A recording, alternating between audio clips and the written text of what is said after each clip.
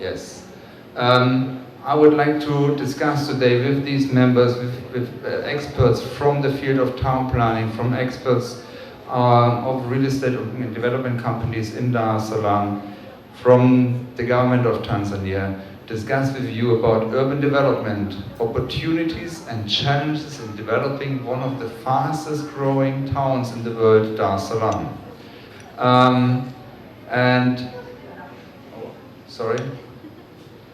Today, Tanzania has a population of 53 million people. I remember when I was a kid and I went to school in Moshi, that was a long time ago, we had roughly 28 million people. We're expecting a population in 2030, that's now, shocking news, next year is 2020. It's only 10 years later, we're expecting a population of roughly 83 million people in Tanzania. These are all numbers, of course, from the world, from the World Review. Let me see again here. One second.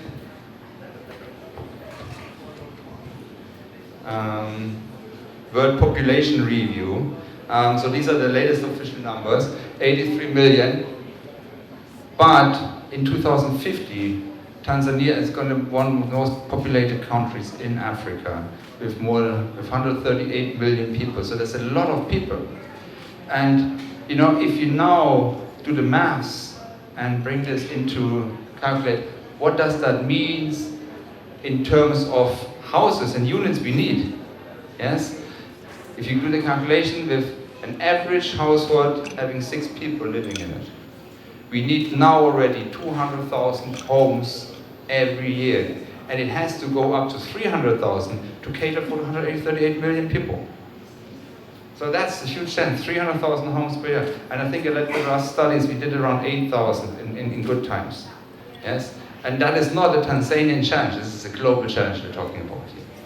Now let's look at urban population, so people living in urban centers like Dar es Salaam and Arusha and Dodoma and Morogoro, and we are blessed in this country that we're not like a center like where you have one big town. We have luckily quite a lot of urban centers in Tanzania. Today around 20 million people live in urban centers. In 2030 it's 15 million more. So these urban centers need to accommodate 15 million more people in 10 years. It's 1.5 million more per year. And 76 million in 2030. So today, we already need 200,000 additional homes every year. I always heard that number, yes. And I think also the Minister of Land Tanzania just recently said, we need to build 200,000 homes per year. It is real, these are real numbers. But 200,000 is not enough, we have to get it up to 300,000. From today, 8,000. So guys, this is a very, very big challenge. But the beautiful thing about it is big challenges bring big opportunity as well. So it's a huge opportunity for a lot of us and for a lot of business. Now let's quickly look into Dar es Salaam. Dar es Salaam today has roughly 6.4 million. That was a number from 2015. 2035, we have 13.4 million. Between 2010 and 2025, Dar es Salaam is growing with 80%. Yes, so we're more than doubling between 2020 and 2035. And 2100, okay, that's a time frame which most of us won't see anymore. We're expecting to have 76 million people living in Dar es Salaam alone. And that is then the second biggest town after Lagos, which has, at that time, more than 100 million people. And I don't know who knows, Lagos is built on swarms. So just imagine 100 million people living on swarms. This is really challenging, but this is challenging also for Dar es Salaam already.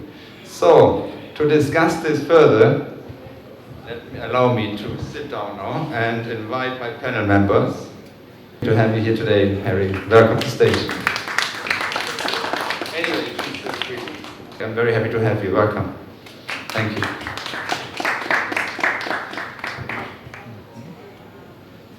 Professor Lusuga Kironde, he has a PhD in land development and is a fully registered valuation surveyor based here in Dar es Salaam. Mr. Professor Kironde, I'm happy to invite you to stage. Thank you for coming.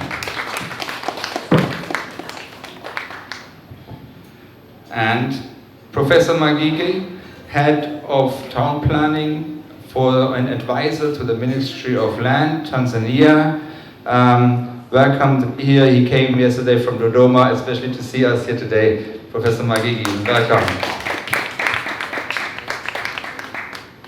And then I have Franco Green, permaculture and landscaping expert and head of Fumba Town Service Center in Zanzibar, founder of the PPIZ Permaculture Institute in Zanzibar, and board member of the Dao Music Academy. Franco, thank you for coming. Okay, gentlemen. Eric, you've played a significant role in the development of the Msimbazi opportunity here in Dar es Salaam. It's a redevelopment project. What do you see are the most significant challenges in Dar es Salaam's urban development at the moment when developing this project? Thanks very much, Sebastian. Good evening, everyone. Good evening. Thank you very much for the invitation to be here. I've had the privilege of living here in Tanzania for about the last 4 years, working on and coordinating the World Bank's urban portfolio in this country, which is one of the largest in Africa. We work across 29 different cities and towns in this country, including in Zanzibar. And I think that when I think about urbanization, in the context of Tanzania and the government's objectives for industrialization, there's one global fact that comes to mind, is that no country has attained industrialization without effectively harnessing urbanization. And picking up on Sebastian's fascinating slides, the landscape in Tanzania with respect to urban development is dominated by Dar es Salaam. So the population of the second city, Mwanza, pales in comparison. So that means that in terms of an economic contribution to the GDP of the country, it is Dar es Salaam that is what we call the primacy. And so there's an over-reliance on this city. And therefore the agenda of addressing urbanization needs necessarily to spread across the country. But when I look at Dar specifically, I think one of the biggest challenges, Sebastian, is that what we are working on is corrective development right now. We are looking back at some of the errors that have been made from an urban planning perspective, from an infrastructure perspective, and trying to fix them rather than planning ahead. And that is a massive challenge. I was in Tandale 2 days ago and looking at small pieces of infrastructure that we're supporting under the Dar es Salaam Metropolitan Development Project. And the sheer concentration of households, forgive me. The other issues that I think are fundamental to look at, albeit complex, are the institutional arrangements for urban governance. They are somewhat overlapping the roles and responsibilities in Dar es Salaam and in other cities. And that makes it quite challenging sometimes to define who is the responsible owner of a given agenda and who needs to implement what, when, and where.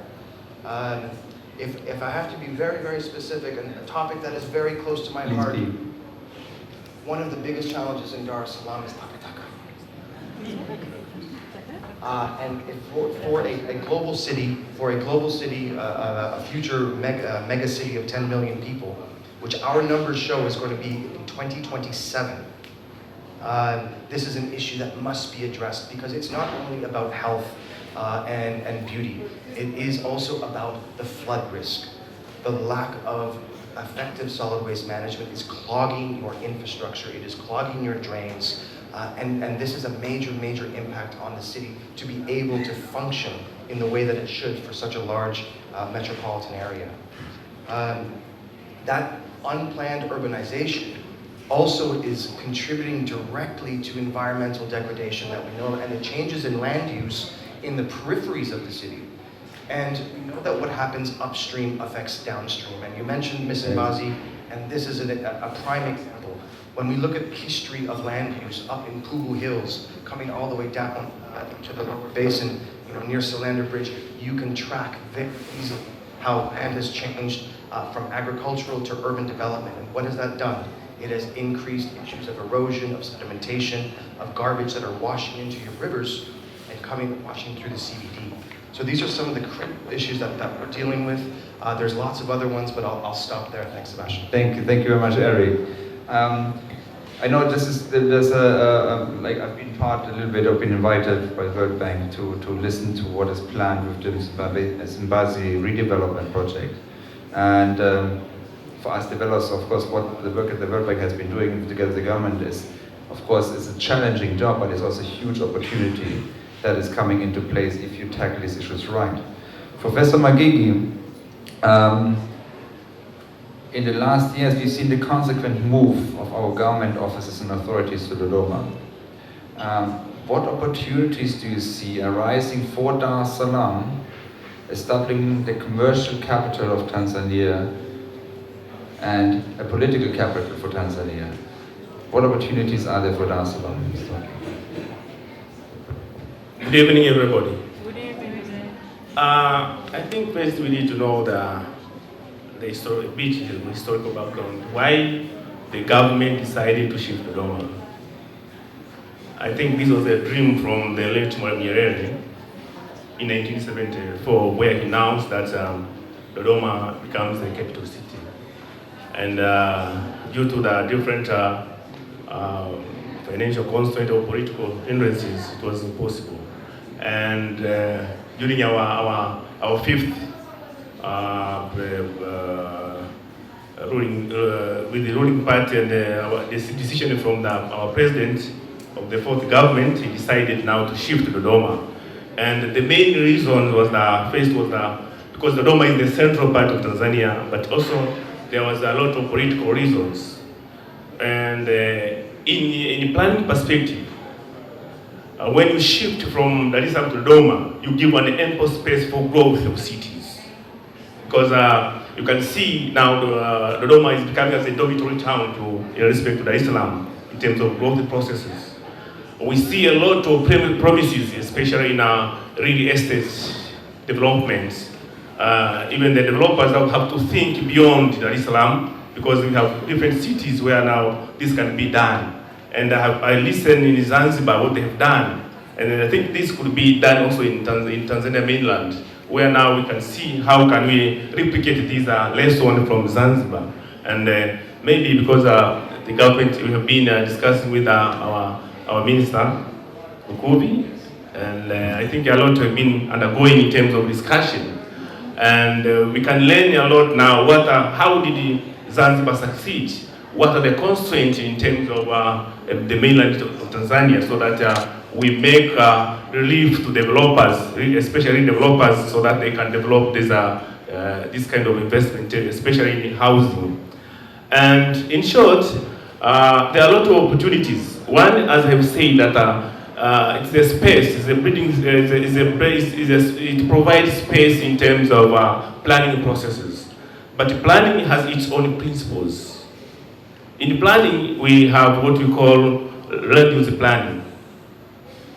It's the process where now you demarcate different uses when you want to ensure urban growth. We have what we call master plans. This is a document which guides development. So every developer has to find this the way the city has been planned. But the problem that we are facing, which maybe is a constraint to development of developers, is to have ample space. We have inadequate development controls. So this gives a lot of cost in terms of getting lands and where to invest. But where to invest, you can find in the master plan, because it zones areas. So we can see how now these are shifting from Dar es Salaam to Dodoma. It gives an ample space in terms of development, but it creates a lot of opportunities in terms of employment, in terms of having these dwelling units. I would like now to give just a rough figure in terms of development of these housing units. In Tanzania, we have a deficit of 3 million deficit of housing units. And the demand per year is almost 200,000 per year. And the way they've said, if you can see in Dar es Salaam, you can see there is a demand from 52 to 70,000 units. This is a very big opportunity in terms of thinking how to invest. But now the question comes, especially on the government side, when we are thinking on this, because we have been using the national housing corporations, the question of our affordability. Discuss this. We have to discuss this in detail. Thank you. Yes, this is a very big question that maybe we have to discuss this in terms of development process. But who develops cities? Also, is another question. Who develop these cities? Is it the government or we need a partnership? And the partnership is what we are thinking. So there is a lot of opportunities in terms of development processes, in urban planning processes, but also in terms of the decision the government made to shift to the Dodoma. Thank you. Thank you. And let me just totally add to that. And we are actually quite happy. And I think it was in terms of urban planning. You said it's a political reason that has a history. But in terms of urban planning, I think it really gives an opportunity to Dar, as it does give to Dodoma, since now the town has a little bit time to breathe and set things right. But Eric was saying there's a lot of things that have to be corrected. I think that helps. And let me shortly introduce also Dr. Lekula. He's sitting there. He's been doing the master planning for Dar es Salaam on behalf of the Ministry of Land and our Minister, Mr. Lukuvi. And we're discussing a lot about it, how to best, what are the best strategies. And our heartbeat is going into the direction of course, increasing density and redevelopment. I just believe, and that's why we're fighting sometimes, it's not going to be enough to cater for the 200,000 houses you're talking about. Yes? So, Harry, when discussing urban development, and especially here in one of the fastest growing cities in the world, often two key factors are being looked at. One key factor being the affordability of housing, supply, and the second factor, of course, infrastructure development, which has to go hand in hand. How would you define affordable housing for Dar es Salaam today? Thanks, Sebastian, for having me, and great to see so many people here. This is a very long and complex discussion. What can I say about affordable housing? I think, first of all, what do we define as affordable? I would say that houses which are worth less than 100 million shillings would be a cutoff for what we define as affordable. As to how cheap they can start, I think it's difficult to build a house for less than 20 or 30 million shillings. So I would say the range for affordable housing would be between 25, 30 million up to about 100 million shillings as a general indication. We did quite a lot of studies to see units that have been built for sale in Dar es Salaam. And we found some interesting outcomes from this survey. First of all, I think the biggest challenge that's occurred in the past is developers have generally gone where they feel land is cheap. So for example, when the Kigamboni Bridge was being established, some developers, particularly in the public sector, opted to acquire land in the southern part of Dar, and then to build houses which we could define as being affordable middle income. So I think the first issue that I can bring out here is supply and demand must talk to each other. And other aspects such as affordability, what is affordable to a developer may not be what's attractive to a buyer. So I think price point is one issue. Location is definitely another issue. And the example I just gave is relevant in that context. And perhaps I can give you some more indications of why I'm saying Kigamboni is a bit of a challenge. If you look at somebody who's got a vehicle, for instance, and is in the past been looking to work in the city and live close to his office, Kigamboni would seem to be a logical place to move. Acquire a home, you're a few kilometers across from town. But the question is, how do you get across town? And the bridge was built, but if you're driving a vehicle, you're spending 2,000 shillings a day to cross on the bridge, each way, that is. So that's 4,000 shillings daily outflow. It's about $2. That's happening 5 days of the week and obviously 4 weeks of the month. And you're having to divert 5 kilometers east or west to come back east to go south. If, for example, you're living towards Dege or where AVIC is, or where NHC has Gezalule projects. So I think the issue of the dynamics of the city also plays a part. And historically, the city has grown north. So it's been pulled towards Bagamoyo, either following the Morogoro Road corridor or following the Bagamoyo Road corridor. So from a developer, you may feel, well, okay, I can get cheap land in Kigamboni and therefore build competitively and excite the consumers. But most of the action in terms of acquisition has been happening in a different part of the city. It's like if you have so much money and you are told, look, can you produce a house with this money? Now, there are issues that you will have to address. Maybe I can't do this, or I can do this, or I can do this. But when you build your house for 15 years, slowly by slowly, how are you going to know the cost of that? And right now, even in the valuation profession, you go to value a property, and somebody says, but I put it up for so much money. So how can the value be lower than that? Well, the cost and the value are two different things, and we don't realize that.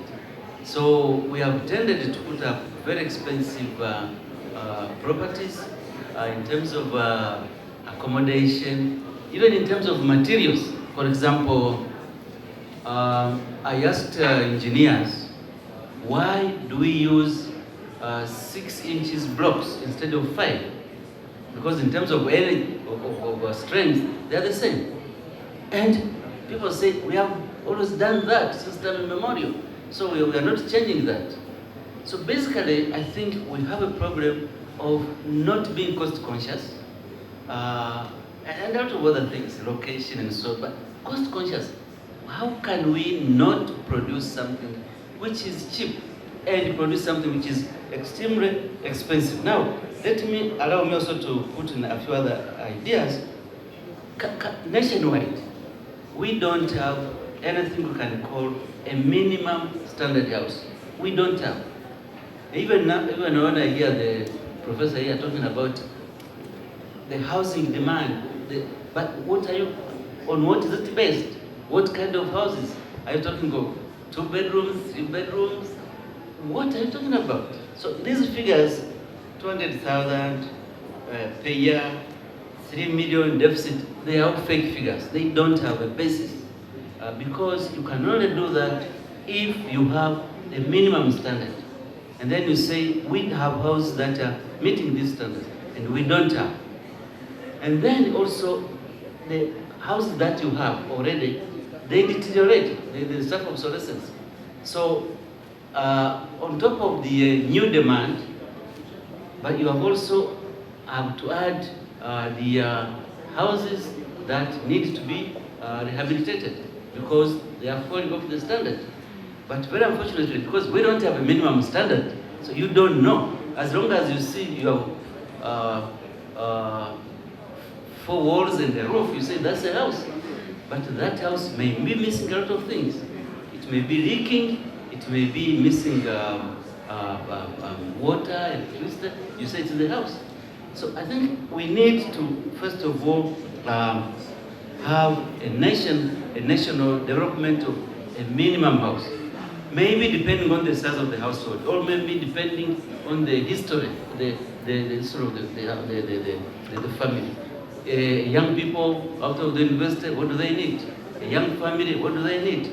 An old family, what do they need? And let me complete this one. We grew up, those of us who built houses, you build a huge house, huge one. And you say, well, I use this one, my children, the boys will be there, the girls will be there, the mother-in-law will be there, and the father-in-law will be there. And so you have a huge something. Now you are retired professor, your children are gone, your mother-in-law, oh, okay, I still stay with her. she's there. You don't need that big house. And you didn't plan for it. And it's costing you in terms of electricity, in terms of water, in terms of doors, in terms of maintenance, and you are stuck with it. So I think real estate, the way we have it, is a lot of cost for nothing. We are not getting value for money. And I think what we need to do, and the professor could help, the government should try to develop a minimum house so that we live within what you can afford.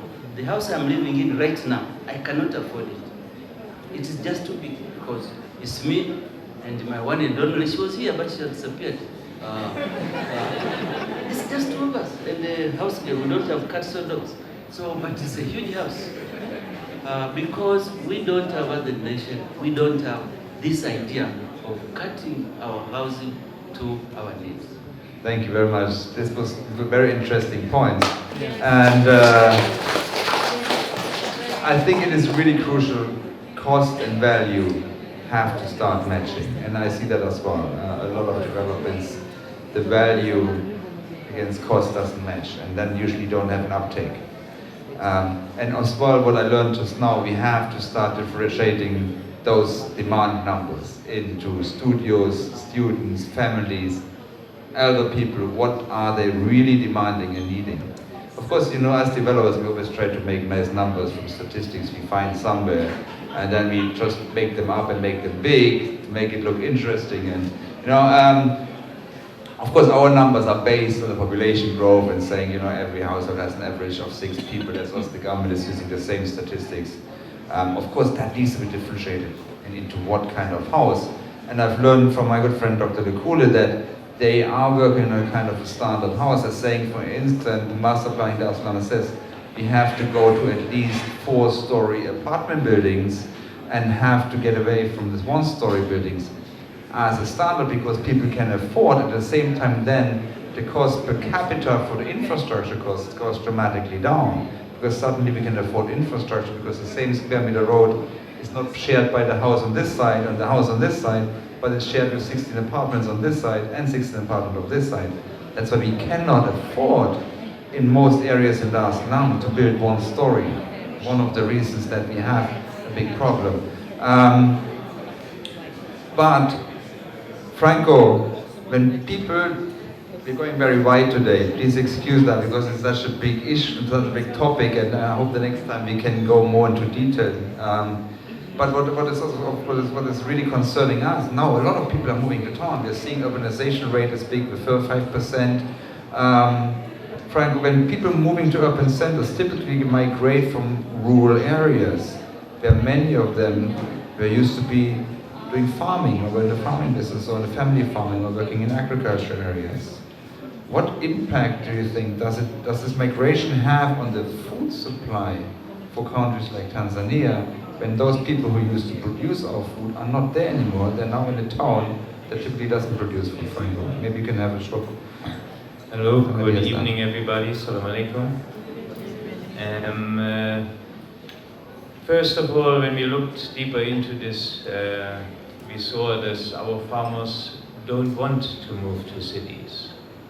They're moving to cities because there's a growth of population, land gets subdivided, becomes too small to be an economic model, to feed a family, to send the kids to school of the size of the land.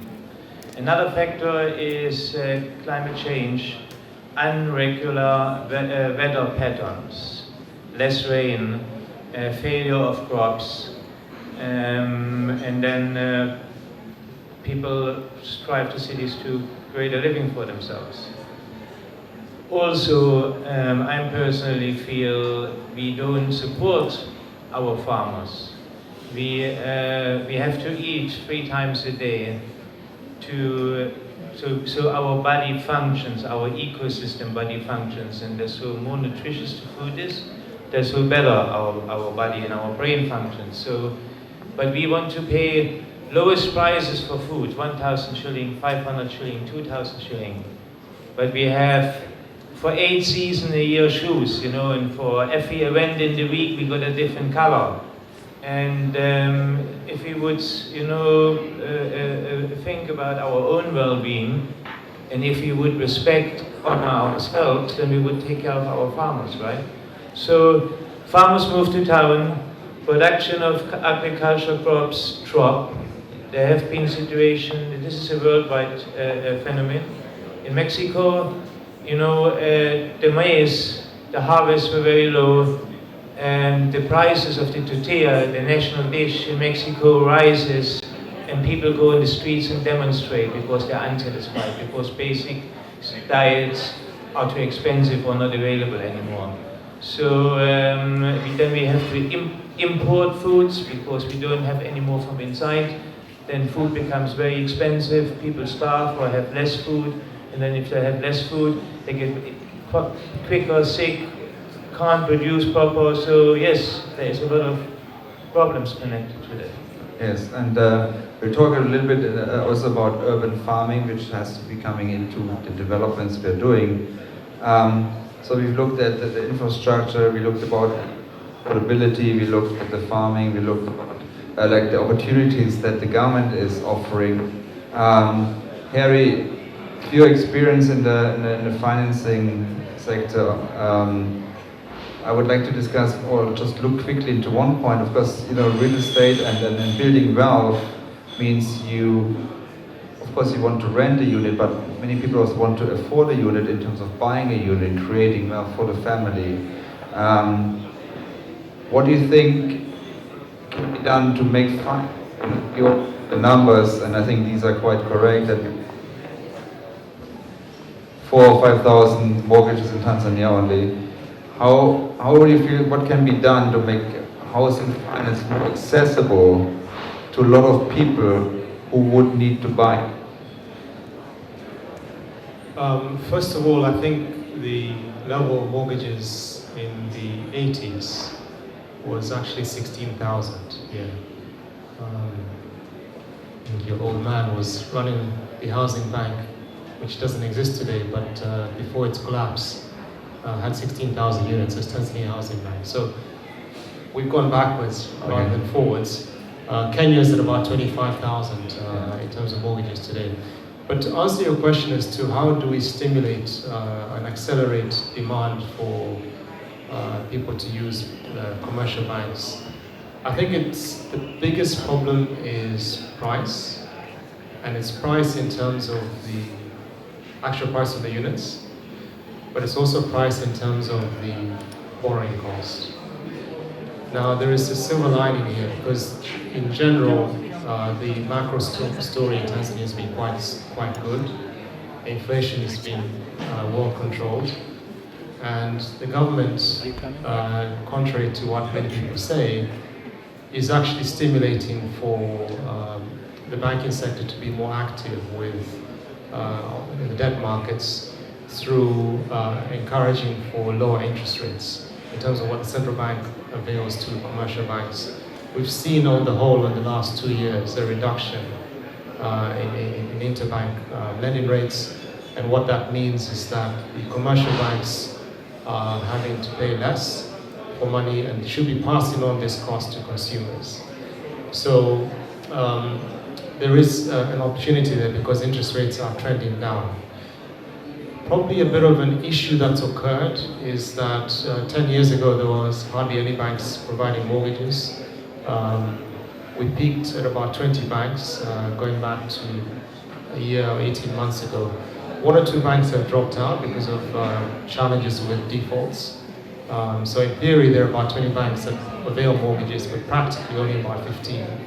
But I would say if we can get more competition and encourage banks to feel that the consumers are out there looking for product, that also would drive rates down. The problem that the banks have had in the last 2 years is the default rate has made it difficult for their management teams to entertain being very aggressive on mortgage pricing. And I think the other issue, which is probably a problem for us who are in the consulting business, providing valuations, is that the accuracy of valuations has been poor.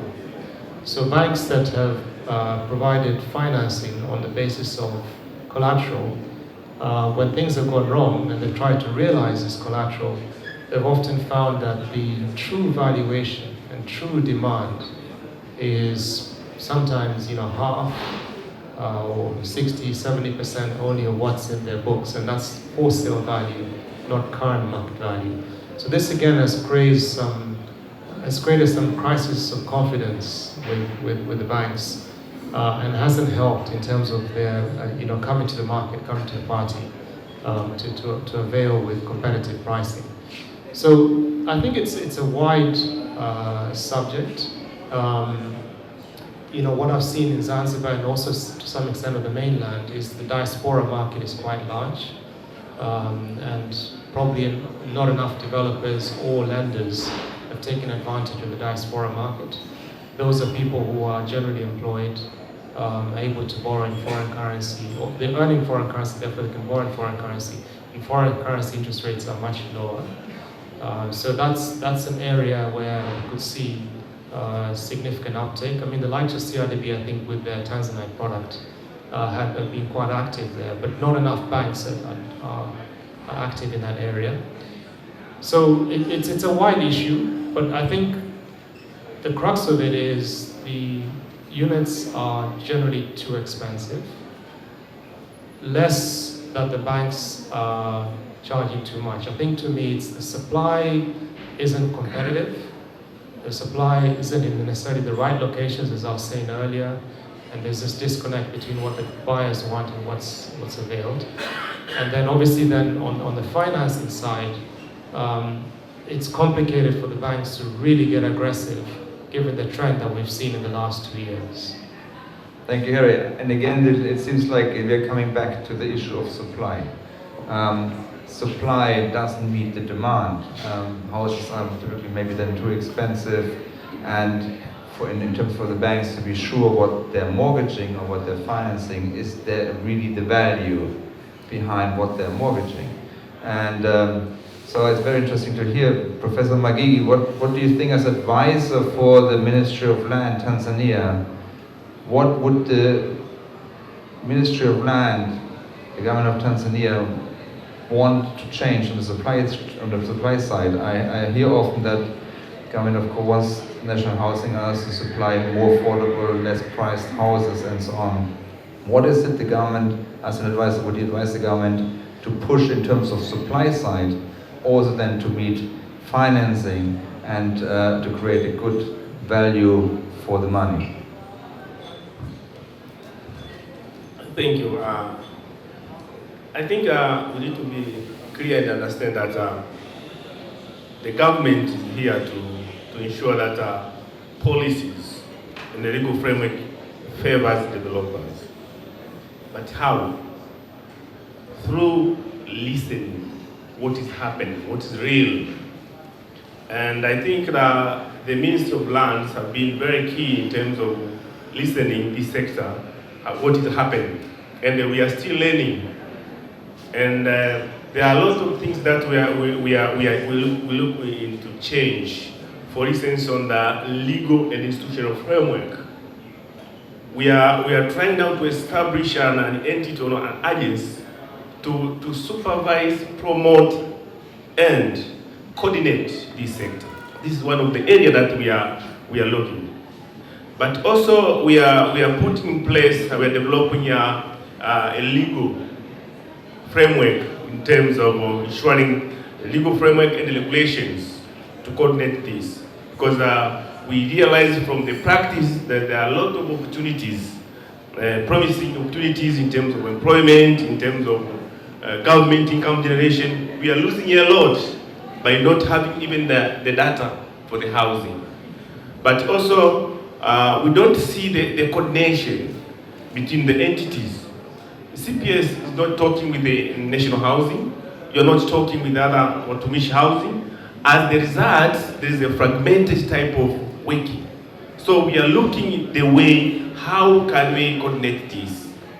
But also the other thing that I think we are seeing is we are collaborating with the TIC, Tanzania Investment Center, to have this land bank because the issue of acquisition of land is an issue. We don't have free land now. We have plans, we have master plans in the cities, but you can't find any empty land to enable developers like you to have land so that at the end of the day you have your horizontal or vertical development. So we are thinking that even in our planning processes, for instance, Professor Nekule knows during the master plan, he has demarcated some areas where there is a future development for the urban center for the Dar es Salaam. But if you go there, you not to find an empty land. You need to have to compensate this, you know. So we are thinking how to collaborate now between the government and the private sectors, so that at the end of the day we have a unified or a coordinated type of development. Because as you can note that in most cases there is an haphazard type of development, which now is the missing link to have a sustained settlement development, but also a sustained housing development. Banyani, the MD of National Housing today, and he had to excuse himself because they have a big event in Wanza today. So we want to have that discussion with the stakeholders, like we had that at the beginning with the Zanzibar, the government, different stakeholders on the table, and taking time to plan things well. I still have a lot of see on my paper, but I know time is running out, and I'm sure that you also might have a few questions. So I would like to open a 10 minutes Q&A where you can be free to ask questions to this fantastic panel. Thank you very much. And any questions you might have to any of the members, feel free to ask them now.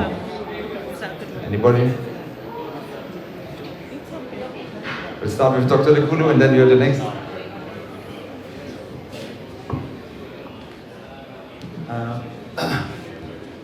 Thank you very much. Lekule, former lecturer. Dixon, nice meeting you again. Just a small question to Professor Kironde.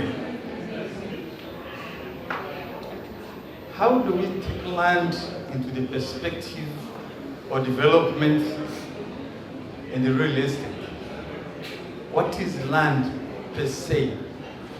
I'll qualify my question with what you wrote in your paper, in the book of History of Dar es Salaam, where you mentioned, I learned from it, that in 1895, I'm talking about 1895, who was born by 1895 here?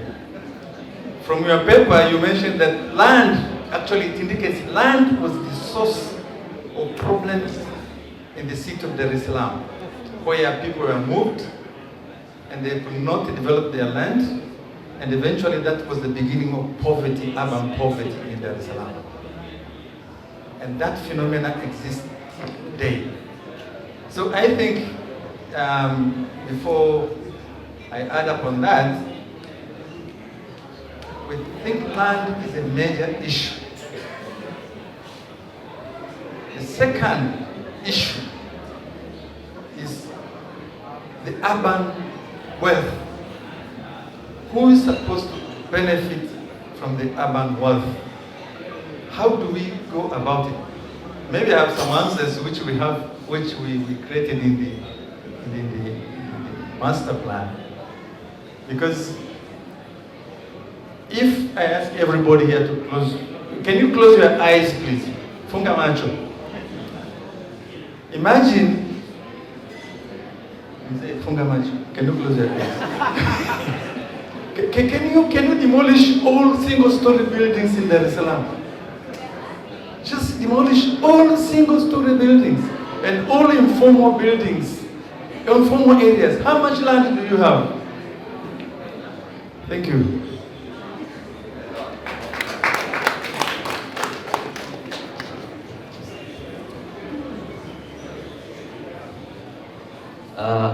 Okay, thank you. The question of land, of course, is very, very important in the sense that that's where every activity is. So we really have to agree that we have to use our land very efficiently. And using land efficiently means using it intensively. Now, Dar es Salaam is a big city, it's growing fast, but it's a very inefficient city, very inefficient. Sprawled all over the place, from PG to Mbezi down south, it's over 100 kilometers. So that's a huge place. And it is possible that all of us who are in this big place could possibly be put on half of that land. But the city is sprawling because of relatively lack of infrastructure. And the lack of infrastructure can't be put on the private sector. It's the public sector that must plan, must put in infrastructure, must in fact even put in development conditions. So, without adequate infrastructure, without strong development conditions, the city continues to sprawl, and it costs us so much time on the road when you go to work. We get even blood pressure because of the unnecessary. And I think, Professor Kule, one of the things I'm asking myself, and it has been referred to by Eric here, who has the vision of Dar es Salaam in mind? We have Sebastian here wanting to come to Dar es Salaam and invest, but who has the vision? Who can tell us they want Dar es Salaam to be like whatever? Is it the various municipalities? Is it the Dar es Salaam City Council? Is it the Minister of Lands? Is it His Excellency the President? Who has the vision? Now, without a vision, a lot of things cannot go properly. There's one thing that I would like to ask yourself. Urban planning is a huge task. And there is an element of some people who use land the way they want. In Zanzibar, we don't sell land. Land belongs to the government. Okay? Though they mention, oh, I bought this land, but those are just translation. But policy doesn't allow that. Now, my question to you is, in the Tanzania mainland, with all those kind of development that we have, when you allow them to build those towns, there are issues of services, there are issues of services including hospitals, schools, shops. Can you integrate those to those towns? Because if you leave them alone and you left just the buildings and houses and apartments, pressure for those will be high because there will be no ease of access to the services. That is one of the comments that I would like you to know, and if you can say something about it. Thank you very much. Thank you, Sharif. Maybe we start about the disaster control and maybe resilience of towns and urban developments. Eric? Thank you very much for the question. You've hit on a topic that is close to my heart that I've been working on for more than 10 years actually, is the issue of urban risk. Because make no mistake, risk is built. The nexus of poor planning, poor development controls, and whether it's tectonics or geomorphology creates risk. So the questions you're asking are very pertinent not only to Dar es Salaam, but indeed to all of Tanzania. And I'll just give you a couple of examples. But I'll start with that when I first moved here, the questions that you were asking were in the front of my mind. And with DFID, we established the Tanzania Urban Resilience Program. It's a 5-year program that looks specifically at how do we improve the understanding of risk in cities across the country. We started with the Misimbazi, and as you made reference to early warning systems, and that mantra of you can't manage what you don't measure holds true when it comes to urban risk. So the first thing that we did was to instrument the river in order to understand how it behaves. and what flood levels cause what extent of flood, because that's when you can use those to create protocols for an early warning system. So we've been working with the Tanzania Met Authority, we've been working with the Dar es Salaam Multi-Agency Emergency Response Team, we've been working with Department of Disaster Management, or DMD, Disaster Management Department, for a number of years in order to advance this agenda. Now, when I moved to Tanzania in 2016, I had been working in Latin America for many years, in Colombia specifically, where earthquakes and landslides are an issue, and in Jamaica, where hurricanes are an issue. The issue of building codes is absolutely critical. And when we moved here, my wife asked me, do earthquakes happen in Tanzania? And I said, darling, no, they do not, don't worry. And it was no less than 6 weeks after moving here that the Kagera earthquake happened. And she looked at me and said, but the reason I mention this is that from an urban perspective, urban risk in Tanzania is very differentiated. If you think back to the cyclone that impacted Mozambique so heavily, that could have impacted Mtwara, the necessity for hurricane straps would be very important in that section of the country. But in Mwanza, you actually need to be thinking more about seismic risk. And so these are some of the issues that we want to deal with, because the impact of any single natural hazard could wipe out all of this urban development and all this real estate development that we're talking about like that. Thank you. Yes, and let me add to that, Eric, and I think for an island like Zanzibar, even though we feel totally safe at the moment, I think, you know, that risk analysis and disaster analysis is surely a very important issue we have to look at. You know, in times of global warming, we're expecting sea levels to rise. We see in some parts of Zanzibar how the coast is being eaten by the sea. And so there are things that we have to look at. And yeah, that's very interesting to discuss, and maybe we can discuss this also in Zanzibar, looking at Zanzibar. Professor Magigi, shortly, very shortly, because we're very far in time, maybe you can comment on the services and implementation of these towns like we do them in Zanzibar, in the scale, into projects and towns here in Tanzania. Yeah, first, it is better to understand that what the policy, the legal framework says about the ownership of land. Land is belong to the government, and landholder has right to use. That's one concept. But the other thing is that the approach. Which approach are we adapting in terms of implementing these kind of plans in different areas? Putting in mind there are a lot of costs involved in terms of acquisitions, in terms of putting facilities and everything. So in the planning processes and as the policy framework, we tend to avoid conflicts. So the participatory approach should be adapted. In case where you go, there is some people where you can develop them or you can develop with, the partnership is allowed in terms of development processes. But also in case you want to take land, you can shift with a fair compensation as Barigo framework. This is what we can do. Thank you. Thank you very much. Thank you, everybody. And I know there is a lot of questions here still. I can promise you two things. I'm very sorry. I can promise you two things. Number one, this is not going to be the last. And we're going to have another event and more events to come to bring this discussion together, because we see there's a lot to be discussed and talked about. Second, to this point, for example, disappointing those who can't ask the question right now. I'm sure the panel members are still here for 5 or 10 minutes or maybe a bit longer, so you can grab them right and then discuss what you have on your mind with them directly.